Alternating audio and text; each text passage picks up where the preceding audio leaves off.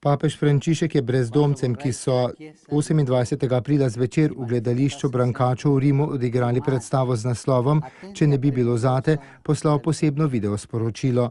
Gledališka predstava je nastala na pobudo rimske Caritas, ki je želela na oder postaviti zgodbe o ljubezni tistih, ki prihajajo v njihove centre po najrazličnejšo pomoč.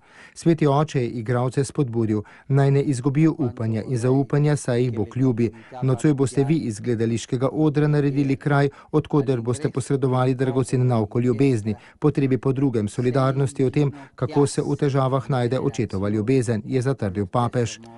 Dodal je, kako bi si želel, da bi cerkev v Rimu bila vedno bolj mati, ki je pozorna in skrbna do šibkih, kako bi želel, da bi župnijske molitvene skupine pred revežem na vhodu v cerkve pokleknile v počastitev na enak način, kot so pred Gospodom, kako bi želel, da se dotakne Kristusovo meso, ki je navzoče v ljudeh v stiski tega mesta.